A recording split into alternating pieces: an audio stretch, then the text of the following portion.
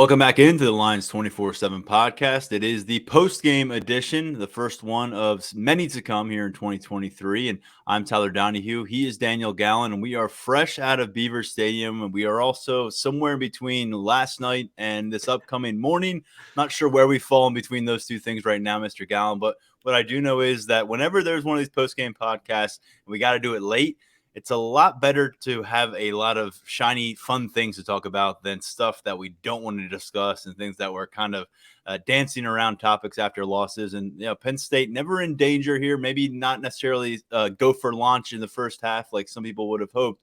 14-7 at halftime, a couple missed field goals that we'll certainly get to that sent this team into intermission, maybe not feeling quite up to where you thought they would be, but the end of this thing, 38-15 is the final score. Penn State piles on 24 points in the second half. They go up ahead by 31-7 at one stage of the contest before a late West Virginia touchdown. Penn State matches it with a late one of their own with backup Bo Pribula. And yes, we can definitively call him backup Bo Pribula because Drew Allar got the start, Mr. Gallen, and boy, did he live up to the hype.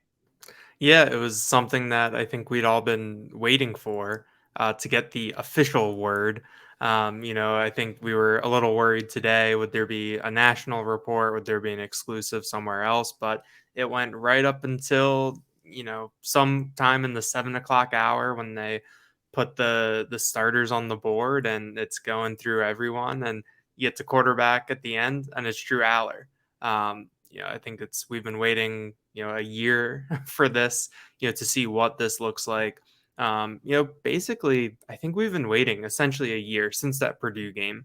I think when he came into the Purdue game, showed that it wasn't going to be too big for him, that he is this 5-star. He does have this arm. I think a lot of people have been looking forward to this start, and he delivered 21 of 29, 325 yards, 3 touchdowns, 0 interceptions, 1 almost interception that Keandre Lambert-Smith gave him a good assist on for the PBU. But, I think that Drew Allar really looked the part of a, franchise quarterback, the 5-star recruit, number 1 quarterback in the class of 2022 for 247 Sports. And he delivered on that promise. Just one night. There's a long way to go this season, but I think the early returns going up against a Power 5 defense, in his first start in that type of environment, I think is something that you can really only take away good things about Drew Allar from tonight. He's the first Penn State quarterback to throw for at least 300 yards in his first career start since 2003. That was Michael Robinson, who just happened to be on hand as part of the NBC's coverage crew, at least part of this coverage in prime time. And when you look at what Drew Allar did, I think if you closed your eyes back in last January or in July before this team opened preseason camp and try to envision what maybe your most optimistic view would be of Drew Allar, it would be a lot to do with what we saw today, I think. Handling the pocket as well as he did, changing the pocket, maneuvering, and really that ability to manipulate the pocket at this stage. Again, start number 1. I know he played in 10 games last year, but the way that he can really manipulate the pocket and use that 6'5", 240-pound frame to find advantages along the way in real time. You saw him actually get out and evade some defenders at different points, but all the while that's going on and he's staying calm along that storm and behind the line of scrimmage, he's letting his receivers set the stage for what comes next downfield. And what I loved about Drew Allar was whether he's getting rolled out to his right or whether has to step up in the pocket and he's moving toward his left, the downfield focus maintained. You saw him using the peripheral vision, watching the defenders come off the edge. He actually faced quite a bit of pressure from the interior tonight. But all the while, I thought what was so impressive was he'd have guys grabbing him or he'd have guys coming up on him the same way. He's flicking the ball downfield. And it didn't need to be 40-yard bombs. It was just getting the ball toward your playmakers. You've got the defense scrambling up towards you. Where can you find a pocket of space? And what was pretty fascinating all the way through here, Daniel, was that Drew Allar's passes, they just came right to the chest. I mean, they were handing the receivers the ball in some of these instances. He wasn't perfect. The offense wasn't perfect. Penn State wasn't perfect. But Drew Allar, I think, in terms of what you're realistically anticipating to see from a sophomore making his first start in front of 110,000 people and a national audience against a Power 5 defensive unit with a veteran staff.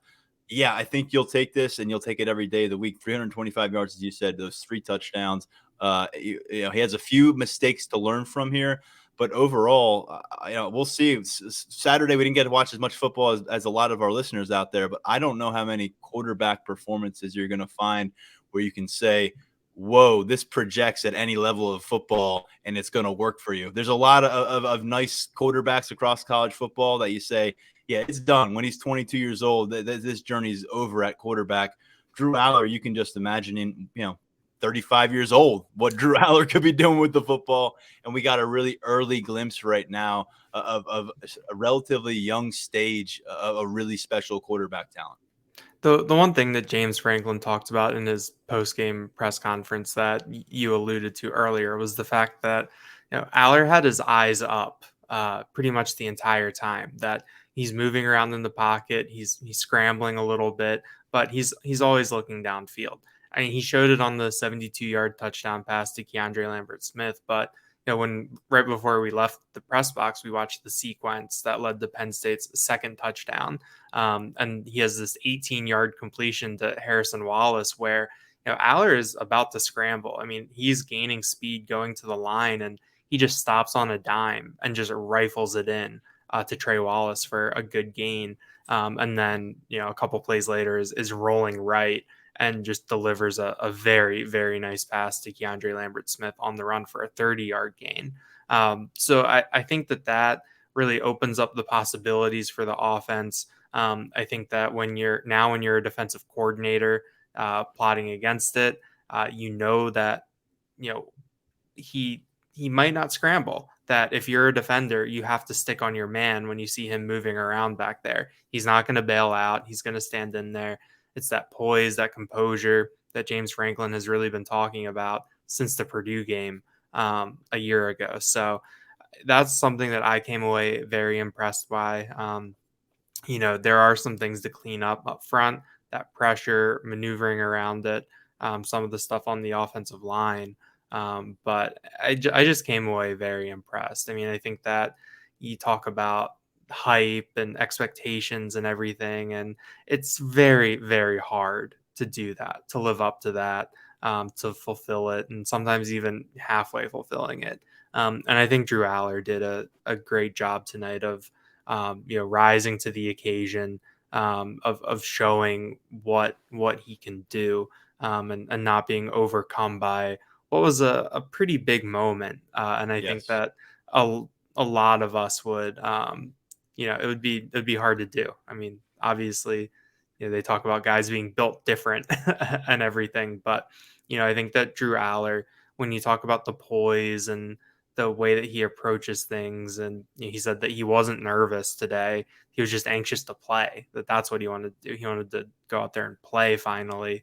I think that he is kind of made for this right now. So it's only one step. There's still 11 more of these regular season ones to go, but I think based on this first one, you can start to raise the ceiling a little bit. He's settled in a hurry to this new role, being that guy at the podium. It's not a press conference setting with these guys afterwards, but the quarterback, it was Sean Clifford for so many years before him, Trace McSorley. They're front and center where James Franklin typically sits for his midweek press conference and his post-game press conference, and then you've got other players scattered around the room. But that's the show. That's where a lot of the TV cameras are going to swarm to. That's where the Brennan cam is going to focus on. And in this case, I mean, going through it, we had all the audio, and so I listened through it, and I know you're working on a story about it. Sounds a lot like Sean Clifford in different ways, in terms of kind of being the company man, knowing what he should be talking about, knowing what he probably should avoid talking about. And that goes for talking about his teammates. But one thing he doesn't really get into is himself. And that's kind of always been the case. We had Drew on the podcast multiple times during his rise to 5-star status, and it's always tough to get him to really gush about Allar. But you spoke to some teammates in the postgame situation. I did as well. Nick Singleton is one who told me that he feels like putting this out there on film, what Drew did in game one, is going to create a lot of anxiety for defensive coordinators. They've got 11 more defensive coordinators on the schedule who in some way, shape, and form are preparing for Penn State already. And when you look at now, you've got to factor in, okay, now it's not just kind of a projectionable, it's tangible. And it's going to be evidence that builds week by week. And Drew's going to have to go prove it week by week. I'd imagine really good opportunity to do that and build the highlight tape next Saturday noon kickoff against Delaware. Bigger challenges await. But Nick Singleton seems to think, hey, you've got to respect this passing game now. And I guess you, me, Mark, no one was exactly right on the game plan here. They certainly leaned on Drew, but he didn't throw 30 times. Like I said, keep him under 30. But, man, Singleton and Allen, tell you what, 13 carries, 10 carries, didn't necessarily see that coming. Like I said, thought early on it was going to be more of a lean on the run game thing. They were not afraid to hand those keys over to Drew Allar. And obviously, he's got to make some reads. He's a guy that's determining a lot of that run and pass balance. And I think he's going to probably come away from this experience learning something from there. But 21 of 29, so he got pretty close to 30. You got Nick Singleton with the 13 carries, 70 yards, and a touchdown. Katron Allen, 51 yards on 10 carries. Those guys will have much bigger days in the future. But let's go back to the man of the hour here in Drew Allar. I mentioned what I heard from Singleton. What did you hear in kind of poking your head around this group of players in postgame? Yeah, I talked to Salim Wormley, the starting right guard, and Chop Robinson, the defensive end, and I asked both of them the same question, or a variation of the same question, which was, when did you know that Allar could be this QB1 type, this high level QB1, I guess kind of the archetype, and both of them said last season. Wormley mentioned the game. He said he couldn't remember which one it was, but Allar came in and was just throwing the ball all over the field, didn't get nervous, just really was settled in, wasn't fazed by anything. He probably could have been talking about either Purdue or the Ohio game, I think. Those are probably the the two to choose from there. But then, Chop Robinson said that he could see it last year during practice, and that as Allar got more reps as the season went on, that he could just tell that he was special. And he pointed to the arm strength that he can fit it in anywhere. We've talked about that arm strength. It was really on display on Saturday night. So I think that they've seen it for a while. I think that we all know what Sean Clifford did for this program, and we all know what he accomplished last year, 11-2 in a Rose Bowl. But I do think that these guys all recognize talent, and they all know, kind of know what guys are capable of. And I think that a lot of these teammates identified this really early in Drew Allar when he came in. Talking to Harrison Wallace, he said that it was this offseason when Allar really took over that leadership role. That's when he really started to see him to kind of come into his own, as this QB1 type. I think that Allar doesn't necessarily strike a lot of us as kind of the alpha. We talk about Sean Clifford being super fiery and everything. Allar seems a little bit more even keel. And I think that really comes through when James Franklin talks about that poise, and when Allar after the game is just kind of pretty ho-hum about everything that just transpired. But Harrison Wallace said that he could see it in Allar getting guys together for throwing sessions, for film sessions, for all of that off-season work, all that behind the scenes stuff that pays off when we get to this point in the season. And I think you could really see it pay off for Allar and those receivers. And Daniel, you and I and Mark have been sharing anecdotal evidence all off season long about why Drew Allar has the, all the attention and why we think he's going to be good. And now we know, but now we know an extended look at this thing, and he's going to have, again, a long way to go here. But when you kind of gauge and you take a longer look at the Big Ten conversation and the college football conversation, people are coming away nationally from this game, from this performance, kind of recalibrating what Penn State might be this year. I think people who follow college football very closely and follow college football recruiting closely were well aware of Drew Allar and were well aware of kind of what was emerging here in Happy Valley. But those who kind of check in on September 1st and say, bring me college football, what do we got this year? it's maybe a bit of a revelation to see what Penn State was able to do without relying on those two running backs, Nick Singleton and Katron Allen, because in my mind, a lot of people had the identity of this team as being the offensive line got a lot better last year. These running backs are awesome. They might be the best tandem in football, if not for Michigan's. And now all of a sudden it's, well, Drew Allar can be the guy who is at the spearhead of this thing. And so there's a lot to like about it. 11 games, by the way, no turnovers. This is much more extensive work, but 11 different appearances, no turnovers to this point, 8 total touchdowns. And as we heard from James Franklin and Mark Brennan had a little more detail on this in our VIP notes ahead of kickoff, but what he was able to accomplish in avoiding interceptions on the practice field all preseason camp against a very talented group of defensive backs, it just starts to add up. And now we're into September 3rd on a Sunday morning, and we are starting to paint that picture of Drew Allar, but we're starting to get a new image of this wide receiver group as well, Daniel, not to be forgotten along the way. Said it last episode, there's a lot of Hall of Fame resumes that have been built at the wide receiver position, both college and at the NFL level, with major help from top quarterback play. We'll see what that does for this group, but obviously they put themselves in a good spot. Marcus Hagan's year 1 position coach replaced Taylor Stubblefield way back in January, coming off of the Rose Bowl. And now we got our first look at that group, and about as productive and balanced of a day from this unit that I can remember going back several years, Daniel. You had Harrison Wallace with the most catches, 7 for 72. But it was Keandre Lambert-Smith who really led the charge in terms of creating those fireworks once again. 123 yards on 4 catches, 2 touchdowns. You know, Harrison Wallace, you can point to him and saying he could have had himself a touchdown in the red zone. That's a spot where you want him to pluck that ball in and score.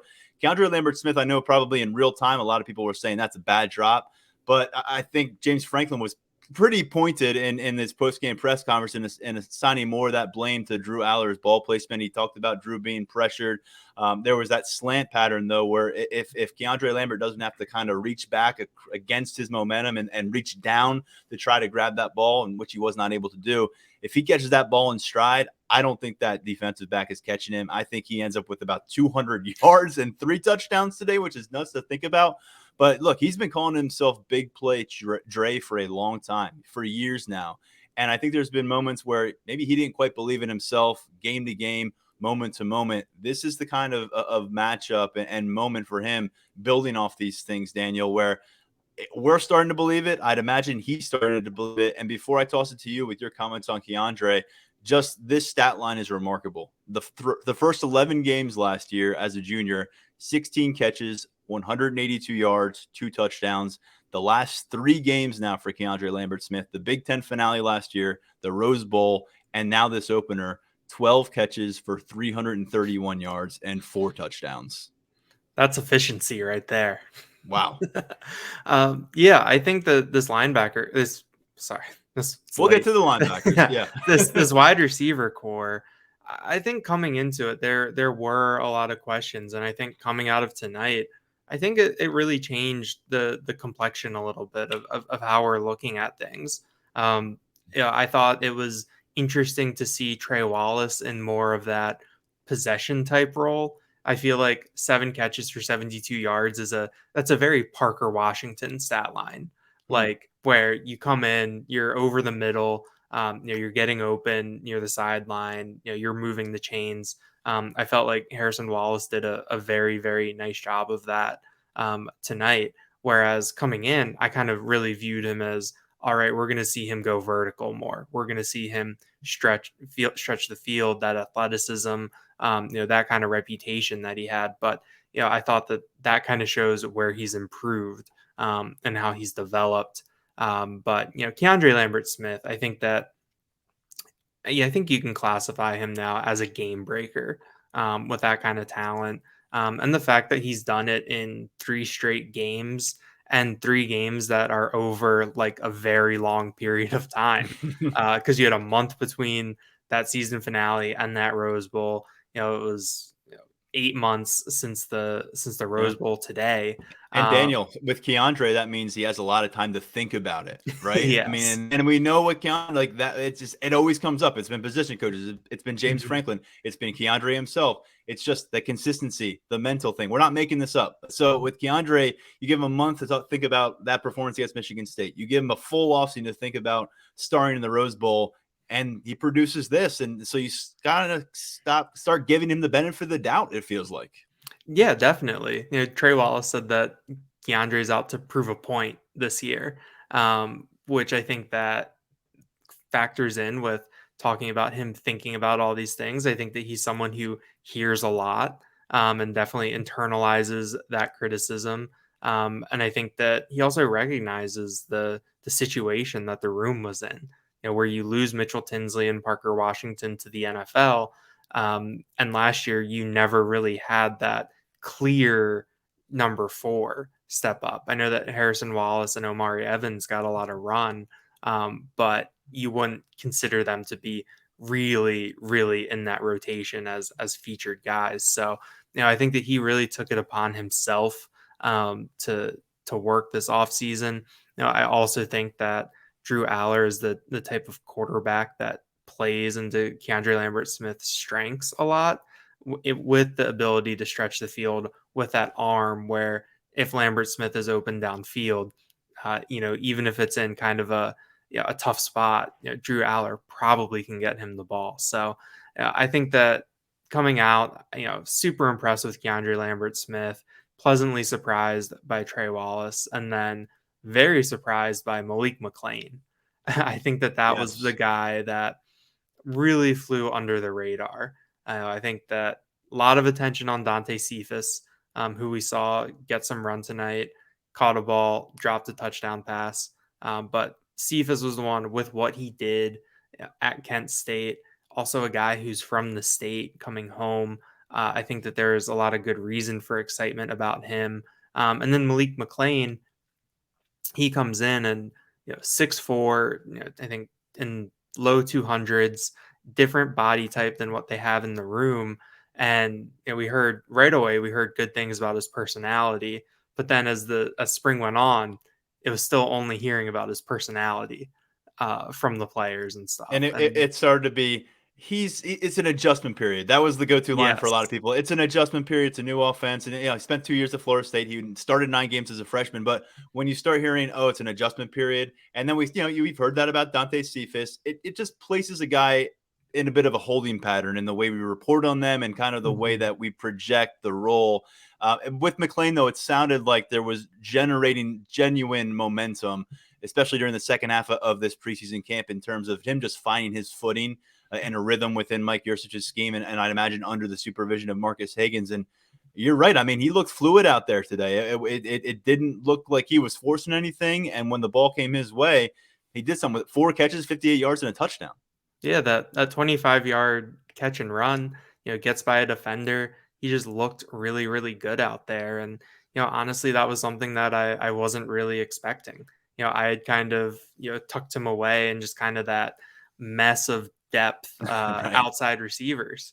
So I didn't really know what to expect from him, what we would see from him. He was the guy where when you talk about that adjustment period, I was kind of like, well, if you get to midseason, then maybe he can finally get his footing, get in a position to contribute. But I think to see him, off the jump, to be able to play like that, I think that changes how I view this wide receiver room a little bit too. Let me tell you this. You go into this game, and if I had told you at 725 that you're going to come out of this one, you're going to have 121 total rushing yards from Singleton and Allen combined on the night, and you're going to have, from this entire tight end room that we have been spending months and months hyping up, 1 catch for 9 yards, and you're going to put up 38 points, and it's not going to really be a scary situation of a game. I mean, obviously, you're thinking Drew Allar is going to be doing really well, but I don't think either of us, and I can probably speak for Mark, we're ready to put our eggs in the basket of this wide receiver group having that collective productive performance. Let's throw in a 25 yards from Liam Clifford, including a 17-yard gain. As you said, Cephas had a 22-yard pickup. It could have been a special night for him, too, as if he hauls in that touchdown. And then Malik Mega had a 7-yard pickup. I think that was during the Bo Perbula touchdown drive. It was somewhere in the fourth quarter. But, all different guys. I think it was 7 total different wide receivers involved here. So you're right. I mean, this is kind of the what do we come away surprised by? And you always wonder if it's going to be positive or negative. And I guess we do have some maybe negative surprises or concerns to get to. But this, to me, this passing game, these two parties being on the same page, Drew Allar and these wide receivers, and it wasn't just all the plays that are drawn up. There were some improvisational moments here in the passing game. There were the moments that shone through here September 2nd last night that I did not anticipate we might see with consistency over the course of a game until late September into October. I've been talking about that for so long. How will we see the passing game come together? And it came together really well, which says a lot about the preseason camp they just came out of. Yeah, it came together really well, but without those tight ends. Right. I think that if we were doing our pregame predictions and the bold prediction was minimal tight end production, I don't think any of us would Less have than really. less than 10 receiving yards for the tight end group. That would have been a real bold prediction. Yeah, Yeah, and by the way, Drew Allar still throws for 325 yards. It's a great thing because you know what it means? Next week against Delaware, we could see the tight ends combined for 3 touchdowns, 140 yards, and the rest maybe take a back seat. Or Nick Singleton and Katron Allen can go bonkers. This is a really dynamic offense coming into like the spotlight for us, and it's something that we've said, oh, if things fall into place. And we're putting a lot into 60 minutes of football again. We got a lot more football to watch, but we're just basing it off of what we see. This is the real deal in terms of what this offense can be. But one point here we got to make, the offensive line. What exactly does it come together? There were some moving pieces today. Few different reasons for all of that. I mean, a key component of why we're seeing some mixing and matching take place in the first place is that Landon Tengwall is no longer a part of the equation. We spent a lot of time on Thursday's podcast breaking down his retirement, the impact, and what it means for him and what it means for Penn State. We saw what it meant initially here. JB Nelson got the start at left guard. Everything else as expected, as we projected. Left tackle Olu Fashanu, center Hunter Norzad, and then over at right guard, you've got Salim Wormley, and at right tackle, you've got Caden Wallace, who we talked about winning that job in preseason camp. But we did see some movement. We saw Drew Shelton get time at both tackle positions. We still saw Penn State work JB Nelson at left tackle for a series or two. And in the meantime, we saw Vega Ioane get reps at both guard positions. And so we didn't see Anthony Donka step up. That was the name we mentioned before, a guy working behind Nelson. But 7 guys here were involved with consistency, and with Ioane and with Shelton, as we projected, they were in various roles. Overall, I think you can say it was an inconsistent night for the offensive line. You want to see more growth there, and it wasn't a train wreck by any means. It wasn't like an off the rails situation. It's just, I think, after what we witnessed last year, you want to see them play with authority. You want to see them play buttoned up. Didn't quite get that for 60 minutes today. There were some cracks and some breaks in the dam at moments. But I think overall you come away with this and you kind of just want to see what it looks like, how they involve these 7 guys, how they evaluate Caden Wallace in his performance here coming out of game 1, what it all means for Drew Shelton, and really, Salim Wormley, Vega Ioane, JB Nelson. Is there a kind of a 3-man tandem there for 2 roles? And ultimately, who's going to go into October with their hands wrapped around these jobs? Right now, it looks like Nelson and Wormley are the guys out in front and guard. We know Olu's not going anywhere, and Caden got the start at tackle, but we got a little bit of answers in terms of what Phil Troutwine wants to do and who's up there at the forefront of the conversation in rotational roles. I think we'll see a lot more offensive linemen involved versus Delaware if things go according to plan, but they kept things relatively tight, and so we saw 7 today. Yeah, I think that a lot of the members of this offensive line are going to have certain reps, certain plays where they're going to want to burn the film. I think we saw Vega Ioane and Caden Wallace, both had some tough reps against the West Virginia front. But I thought it was kind of what, maybe not quite what I expected, but there, when you think about the different pieces that are moving around, I mean, we've talked about Drew Allar as a first-time starter at quarterback. Then you have a new center with Hunter Norzad. Losing Landon Tengwall. Even if they have been preparing a contingency plan for this for a while with JB Nelson, and if JB Nelson was going to push Tengwall, if he was on the field this year, I think that's still a fracture. That's still something that you have to smooth out a little bit over time. So I think that against Delaware, they should look a lot better. I think back to that Villanova game 2 years ago. 2 years and ago, yeah. That was kind of the canary in the coal mine with that version of the offensive line, where things might not necessarily, be tip top shape, even if you're Right. putting up gaudy numbers. So I think that we will need to see this line come out and put up a good performance. But I think there are still some positives. Um, you mentioned Liam Clifford having that long gain earlier. That was on a really nice little slip screen to the middle, or a middle screen, and he had the offensive line out in front of him. There's one rep. I mean, watching Olu is a lot of fun, but there was one play where he was pulling to the right uh, to lead block for Nick Singleton, and Olu got there so fast. Singleton got there even faster, and they both beat the West Virginia defender to the point where Olu got there and had no one to block because he'd gotten there so quickly. So, I think that this line, I think that it's guys that are going to have to find their footing a little bit. I do think that it is in a good place. Even with losing Tangwall, I do think the talent is there. We saw some of that JB Nelson nastiness that we've heard a little bit about when he really finished a block after a Katron Allen run. So I think that, maybe there are some things for that, raise a little bit of caution moving forward, but I'm interested to see how it plays out, because I do think the talent is there. I do think that the size is there, and I think the experience is there. And I think that that's worth something, for a team like this. I shortchanged the depth they used a little bit. Nick Dawkins did get involved. I talked about this a lot in the last month, I feel like, in terms of the importance of getting him out there, figuring out what you have in him as a junior, how he's going to factor in your plans this year and next after he lost so much time to an injury last year. And then Dominic Rulli, a walk-on offensive lineman, a redshirt freshman, was the third center in. He got some late involvement there with Bo Prabula. His roster number didn't coordinate, so we had to do some digging on who that was snapping the football, but it was Dominic Rulli out of Kentucky, a second-year player with the program. So, look, you've got all those freshmen. None of them got involved in the offensive line. 4 different blue chips. The 2 that we're really focusing in on, of course, being Javen Williams and Anthony Donka.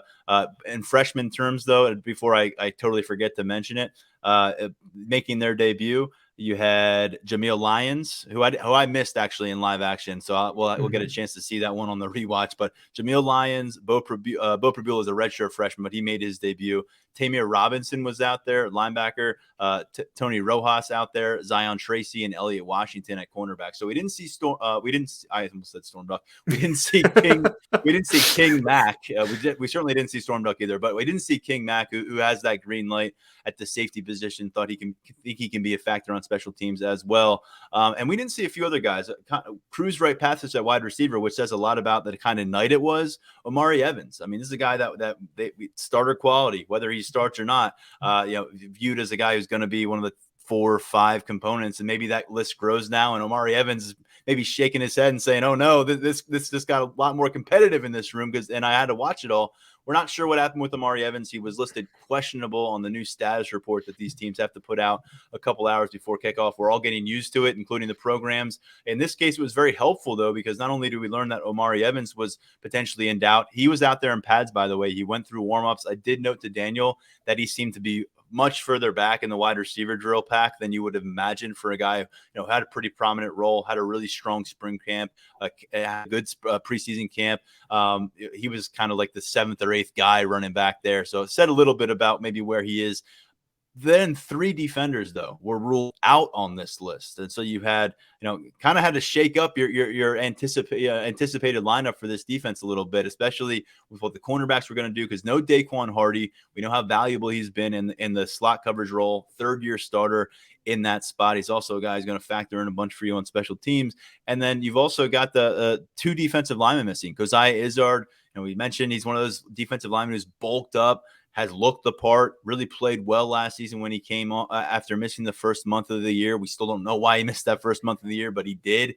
And we're not sure why he missed his first game of the year now. And Amin Vanover is the other who is not on the not part of the equation today. We've been singing his praises about an under the radar option at defensive end behind those 3 guys at the lead.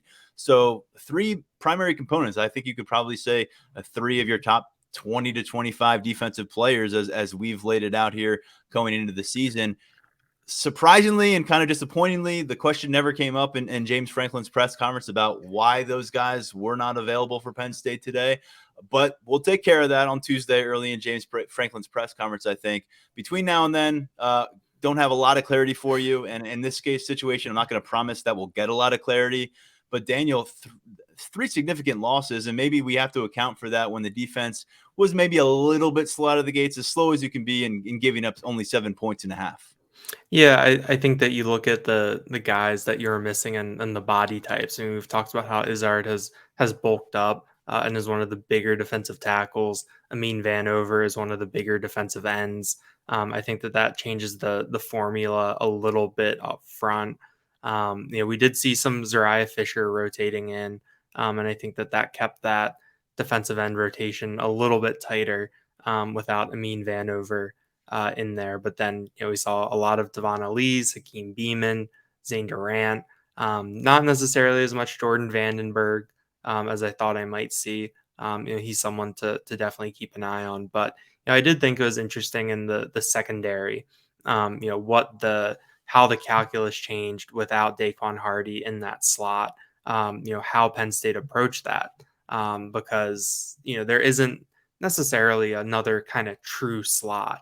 I know that there's a variety of, some of its size and speed, ability as to why Daquan Hardy fits so well at that spot. But we saw Johnny Dixon start on the outside and then move into the interior when Penn State went to multiple defensive backs. And then Cam Miller came on and played opposite Kalen King on the outside, which, Cam Miller is someone that we've been hearing a lot about. And I think it was James Franklin that talked a lot about him on last Tuesday.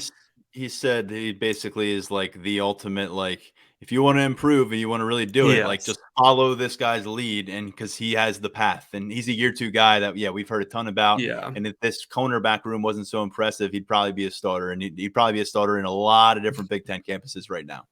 Definitely. So I think that getting him onto the field, I think, is a boost for Penn State and something a little bit different. But I think that it is going to. Penn State already had a couple blows on the defensive line with Smith Vilbert and Alonzo Ford. Who knows how much those two would have contributed this year.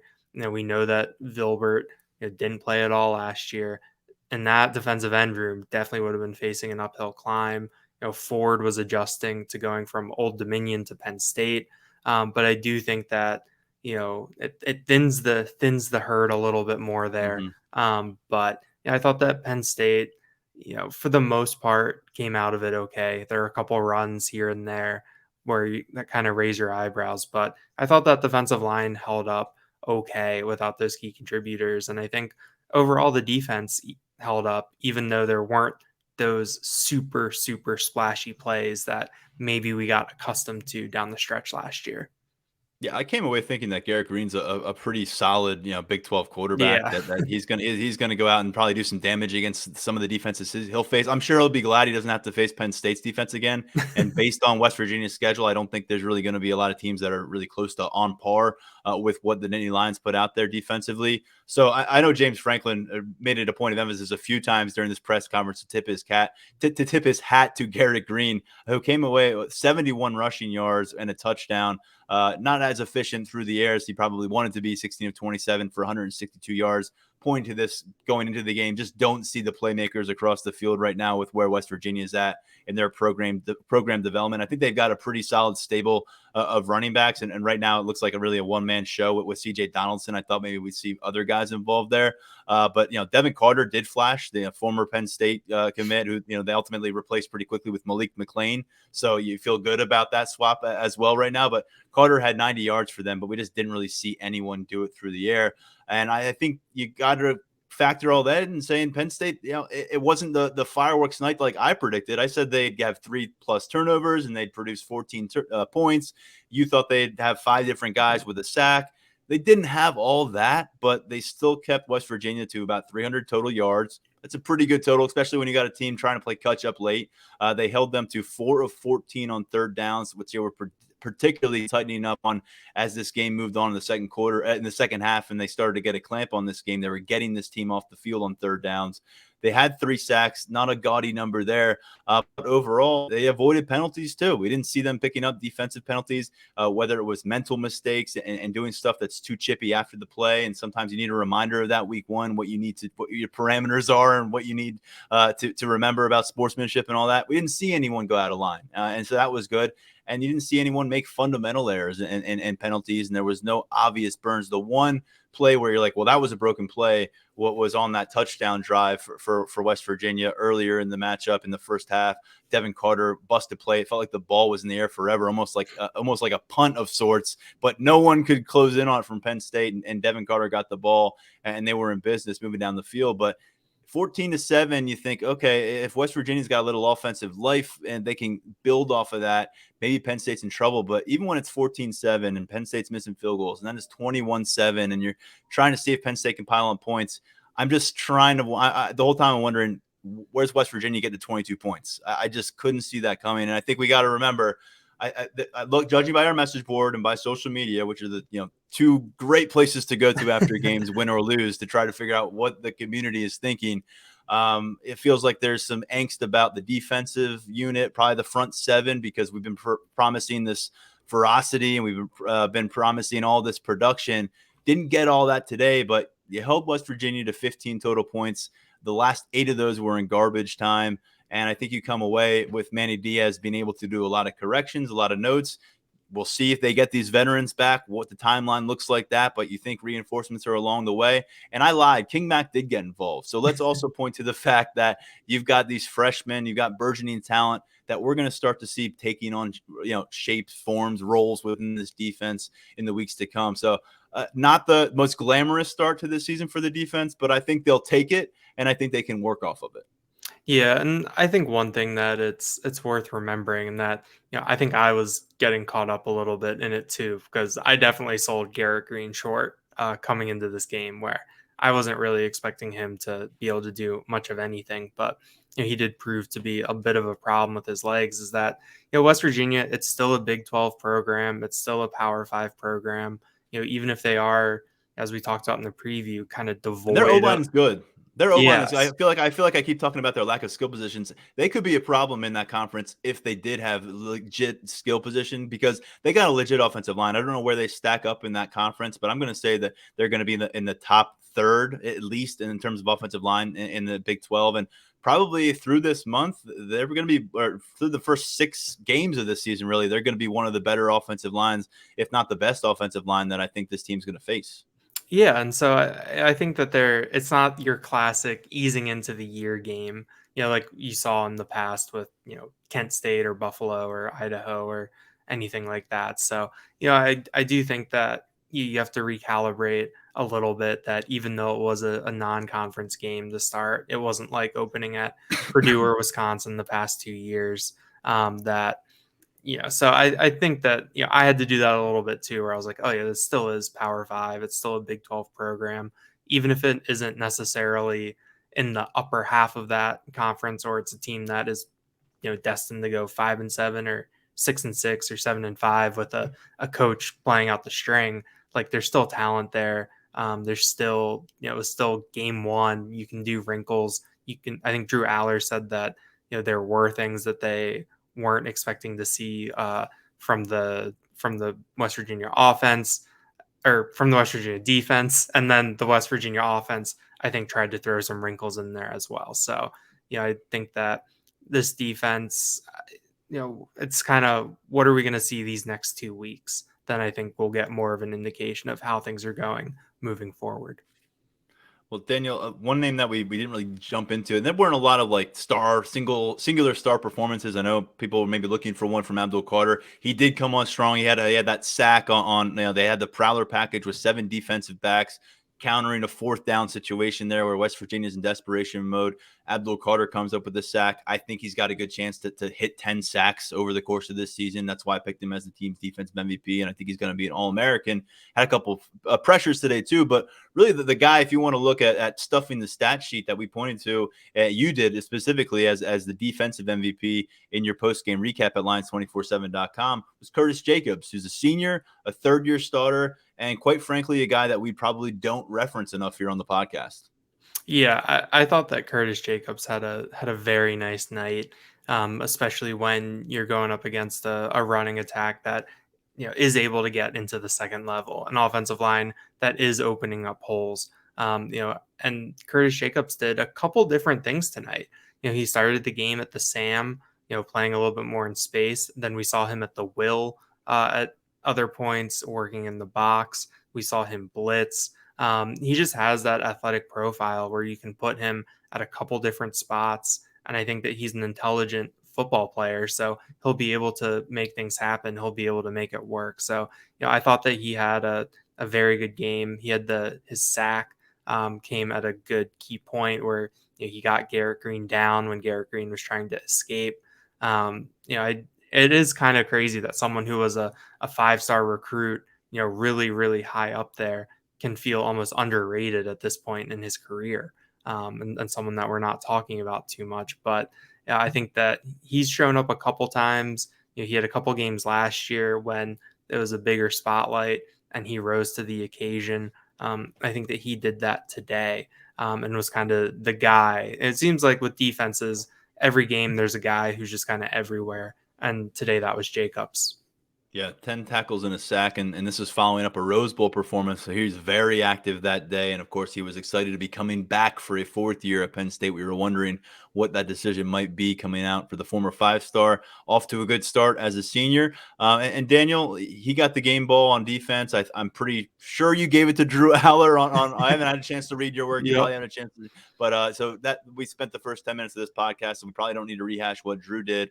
Let's get into, though, what kind of is like the thorn in the side of the situation, and that's the kicking game, because we talked about it as the primary concern that we were really looking ahead to the season. What are the biggest questions? Well, we got one answered. Is Drew Allar going to look like the real deal? Yeah, he did tonight.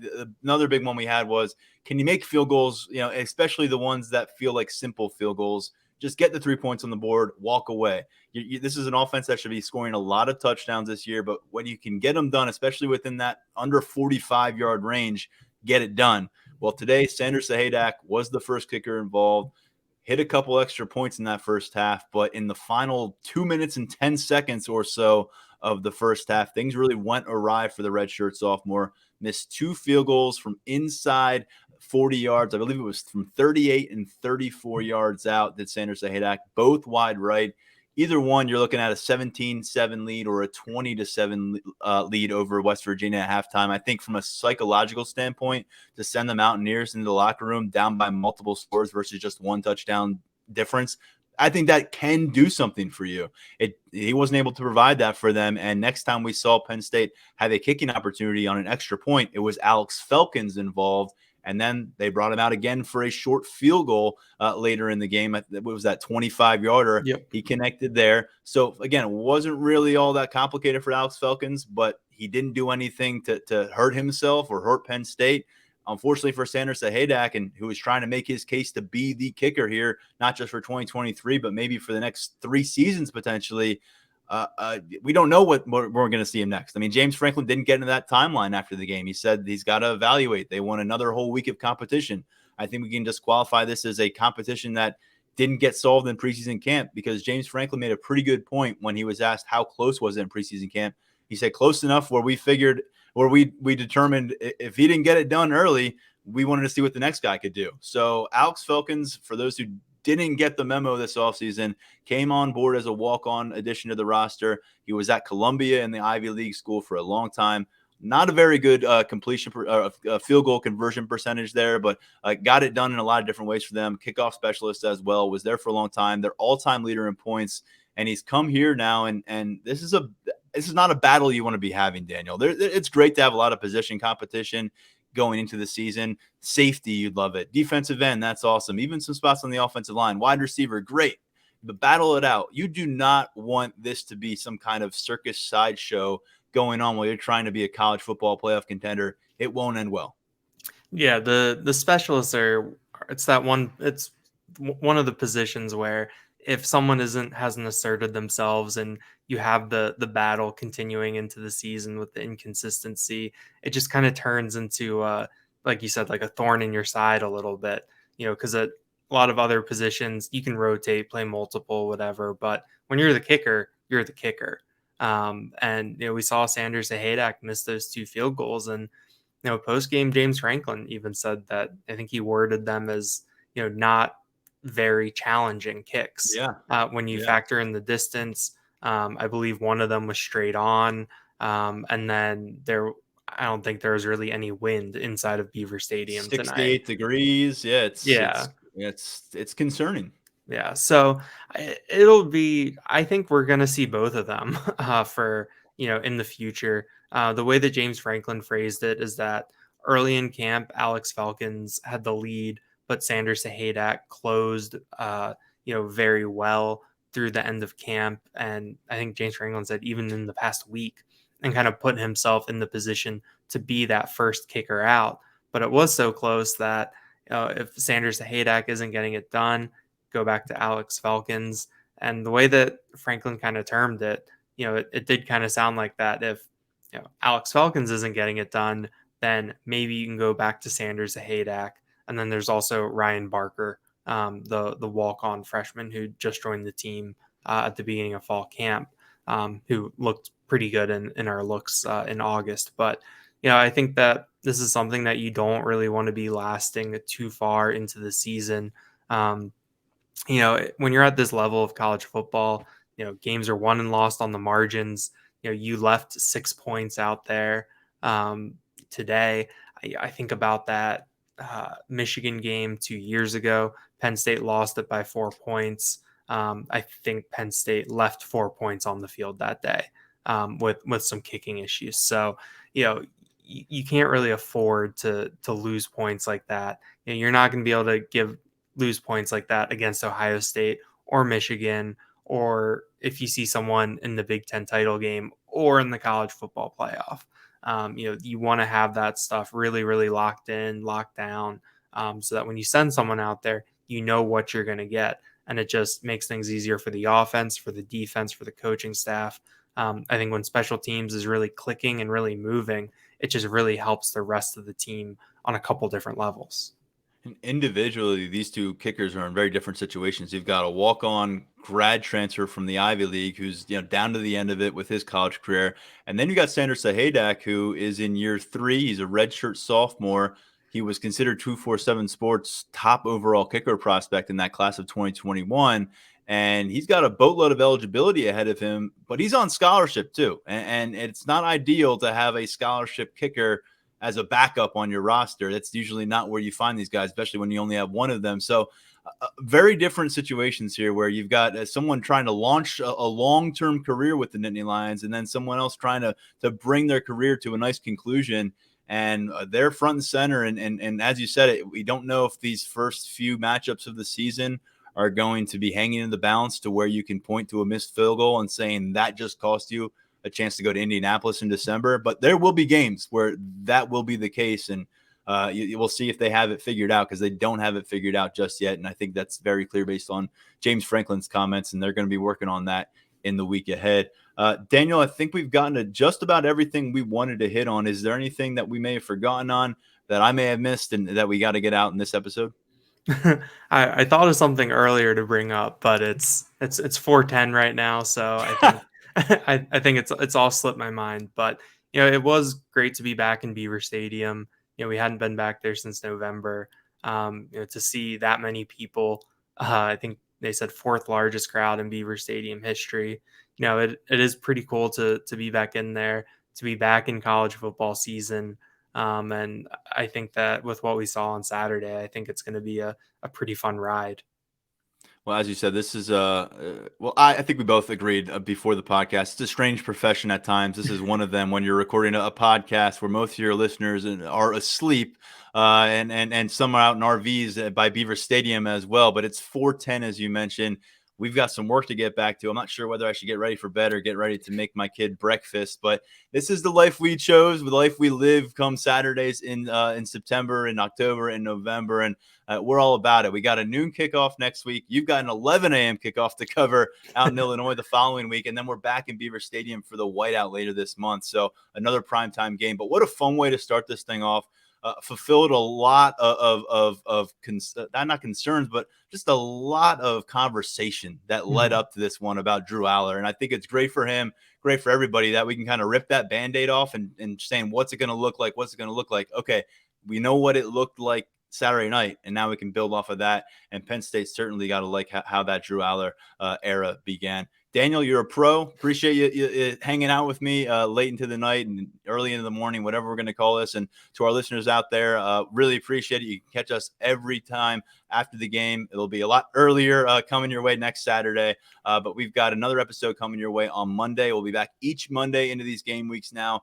Whatever we kind of missed, try to gather our thoughts, maybe be a little bit more awake and alert come Monday on the podcast. And then we're rolling into another game week. Delaware coming to town next Saturday. But for now, 1-0, Penn State gets to enjoy a 38-15 victory over West Virginia. Daniel and I will talk to you soon right here in the Lions247 Podcast. In the meantime, enjoy yourself.